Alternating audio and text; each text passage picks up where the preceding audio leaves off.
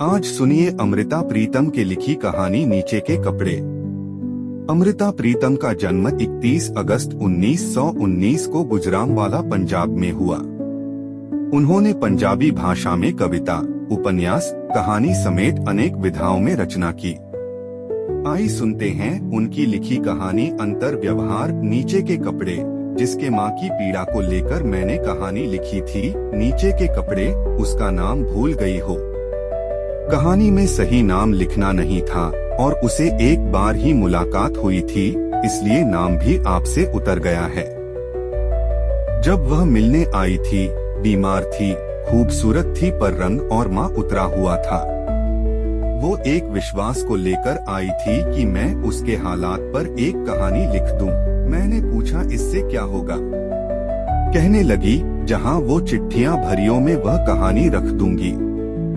मुझे लगता है मैं बहुत दिन जिंदा नहीं रहूंगी और बाद में जब उन चिट्ठियों से कोई जान पाएगा तो मुझे वह नहीं समझेगा जो मैं हूँ। सकता है।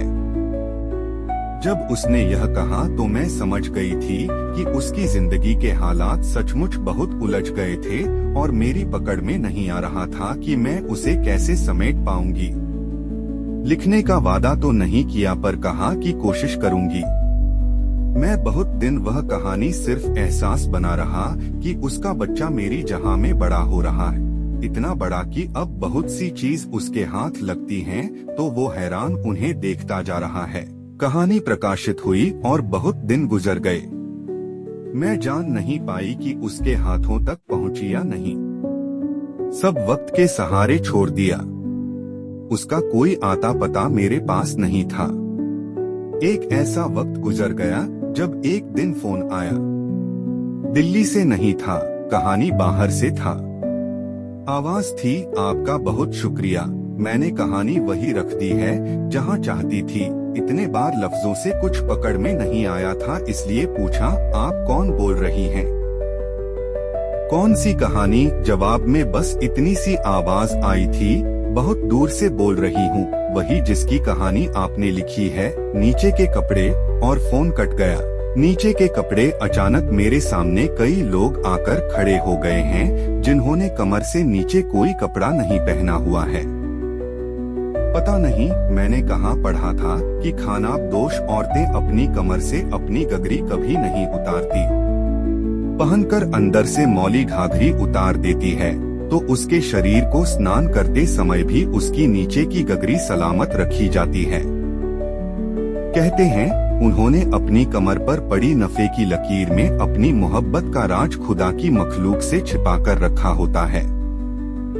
वह अपनी पसंद के मर्द का नाम कोई नहीं देख सकता हो, लेकिन ऐसे नाम गोदने वाला जरूर एक बार और दो और मर्दों की कमर की लकीर को देखा होगा। उसे शायद एक पल के लिए खुदा की आज नसीब हो जाती हो, क्योंकि वह खुदा की मखलूक की गिनती में नहीं जाता। लेकिन मेरी आँख को खुदा की आँख वाला श्राप क्यों मिल गया? मैं अपने सामने ऐसी औरतें और मर्दों को क्यों देख रहा हूँ जिन्होंने कमर से नीचे कोई कपड़ा नहीं पहन रखा है, जिन्हें देखना सारी मखलूक के लिए गुनाह है। कल से मैं अस्पताल में हूँ। उसके प्राण उसकी सांसों के साथ दूध और उतार रहे हैं। ऐसे पहले भी कई बार हुआ है और 2 बार पहले भी इस अस्पताल ले जाया गया। तभी चाबी की ओर इशारा करके उसने मुझे यह कम सौंप दी कि मैं उसकी हीरे की अंगूठी को अलमारी के अंदर के खाने में रख दूं। यह भी बताया कि अंदर वाले खाने की चाबी मुझे उसे अलमारी के अंदर पड़े एक डिब्बे में पड़ी हुई मिल जाएगी। और फिर माँ ने धीरे से यह भी कहा कि मैं मुंबई वाले चाचा जी को एक खत डाल दूं दिल्ली आने के लिए। और दूसरी चाबी उसने इस तरह रुमाल में लपेटकर अपने तकिए के नीचे रख ली। और जिस तरह तकदीर बदल जाती है, उसी तरह चाबियां भी बदल गईं। घर में रोज के इस्तेमाल की माँ की एक ही अलमारी है, लेकिन फालतू सामान वाली कोठरी में लोहे की एक और भी अलमारी है, जिसमें फटे पुराने कपड़े रहते हैं। पापा की ट्रांसफर के समय लगभग अलमारी टूट ही गई थी, पर माँ ने उसे फेंका नहीं था और सख्त धाकड़ वाली उस अलमारी को फालतू कपड़ों के लिए रख लिया था। घर पहुंचकर जब मैं माँ की अलमारी खोलने लगा तो वह खोल नहीं रही थी। चाबी मेरी तकदीर की तरह बदली हुई थी। हाथ में थमी हुई हीरे की अंगूठी को कहानी संभाल कर रखना था। मैंने सोचा उसकी चाबी भी जरूर इसी अलमारी के किसी डिब्बे में मिलनी चाहिए थी और मैं फटे पुराने कपड़ों की तरह। पर मैं हैरान हुआ, मानो उसमें सब टूटे हुए खिलौने भी रखे थे जिनसे मैं छुटपन में खेल करता था। देखकर एक दहशत सी आई। चाबी से चलने वाली रेलगाड़ी इस तरह उल्टी हुई थी जैसे पटरी से गिर गई और उसे भयानक दुर्घटना से उसके सभी मुसाफिर घायल हो गए हों। प्लास्टिक की गुड़िया जो एक आंख से कोरी हो गई थी, रबर का हाथी जिसकी सूंड बीच में से टूट गई थी, मिट्टी का घोड़ा जिसकी अगली दोनों टांगे जैसे कट गई हों, मिट्टी हो गई थी। और ख्याल आया, तब तक वैसे भी पापा की तरक्की हो चुकी थी, इसलिए मेरे लिए बहुत सारे कपड़े और बहुत सारे खिलौने खरीदे जाते थे। लेकिन पुरानी यादों के लिए इन टूटे हुए खिलौनों की माँ को क्या जरूरत थी, समझ में नहीं आया। सिर्फ खिलौने ही नहीं, मेरे फटे हुए कपड़े भी रखे हुए थे। टूटे हुए बटन वाले छोटे छोटे कुर्ते, टूटी हुई तानियों वाले झबले और फटी हुई जुराबे भी। और मुझे एक रुमाल में बंधी हुई वह चाबी मिल गई जिसे मैं ढूंढ रहा था। अलमारी का अंदर वाला खाना खोल सकूं ताकि हीरे की अंगूठी उसमें रख दूं। यही वह घड़ी थी जब मैंने देखा कि उस खाने में सिर्फ नीचे पहने जाने वाले कपड़े पड़े हुए थे और अचानक मेरे सामने वे लोग आकर खड़े हो गए जिनके सिर भी ढके हुए हैं, बहनें भी ऊपर से ढकी हुई हैं, लेकिन कमर से नीचे कोई कपड़ा नहीं है। पापा भी, मुंबई वाले चाचा जी मैं नहीं जानता और कौन कौन। होश से मैंने देखा कि उनके बीच में कहानी भी मैं भी गुच्छा सा बनकर बैठा हुआ हूँ। मैं नहीं जानता कौन सा युग है, शायद कोई बहुत ही पुरानी सदी, जब लोग पेड़ों के पत्तों में अपने को लपेट लेते थे और फिर पेड़ों के पत्ते कागज जैसे कब हो गए, नहीं जानता। अलमारी के खाने में सिर्फ कागज पड़े हुए हैं, बहुत से कागज जिन पर हर एक के तन की व्यथा लिखी हुई है।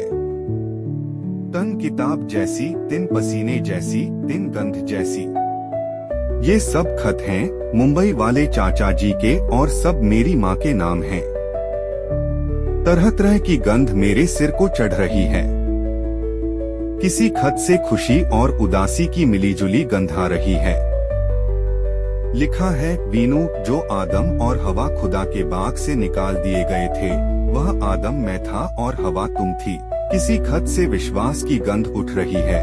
वीनू, मैं समझता हूँ कि पत्नी के तौर पर तुम अपने पति को इनकार नहीं कर सकती, लेकिन तुम्हारा जिस्म मेरी नजर में गंगा की तरह पवित्र है और मैं शिवाजी की तरह गंगा को जटाओं में धारण कर सकता हूँ, जो अपनी सीता को रावण से नहीं छुड़ा सकता।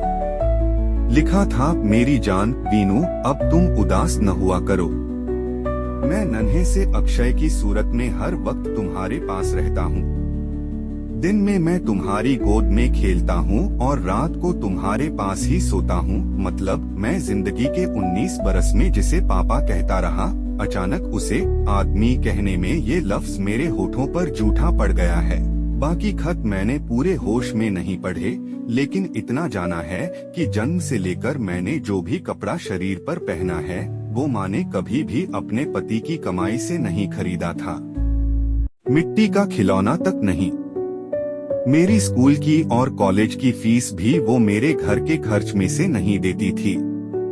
यह भी जाना है कि मुंबई में अकेले रहने वाले आदमी से कुछ ऐसी बातें भी हुई थीं जिनके लिए कई खतों में माफिया मांगी गई हैं और उसी सिलसिले में कई बार मिस नंदा का नाम लिखा गया है, जो खत लिखने वाले की नजरों में एक आवारा लड़की थी जिसने मेनका की तरह एक ऋषि की तपस्या को भंग कर दिया था। और कई खतों में माँ की झुंझलाहट से दी गई है कि यह सिर्फ उसकी माँ का एक वहम है। चोपड़ा, मिस नंदा कोई भी खानाबदोश के काफिरों में से नहीं है और खानाबदोश की परंपरा शायद सारी मनुष्य जाति पर लागू होती है। सबकी नफीरियों और सबके नाइफ की लकीरों पर उनके शरीर पर पड़े उनके नाइफ की लकीर पर लिखा हुआ नाम ईश्वर की आँच के सिवा किसी और को नहीं देखना चाहिए। और पता नहीं लगता है कि आज मेरी आँख को ईश्वर की आँख वाला श्राप क्यों मिल गया है। सिर्फ जानता हूँ कि ईश्वर की आँख ईश्वर के चेहरे पर हो तो वरदान है, लेकिन इंसान के चेहरे पर आ जाए तो श्राप हो जाती है। तो दोस्तों, यह थी आज की पूरी कहानी। आपकी क्या राय है? कमेंट में जरूर बताइए। अगर आपको वीडियो पसंद आया हो तो इसे लाइक करें, शेयर करें और हमारे चैनल को सब्सक्राइब करना न भूलें। बेल आइकन दबाएं ताकि आपको हमारे नए वीडियो की नोटिफिकेशन सबसे पहले मिले। मिलते हैं अगले वीडियो में, तब तक के लिए जय हिंद, धन्यवाद।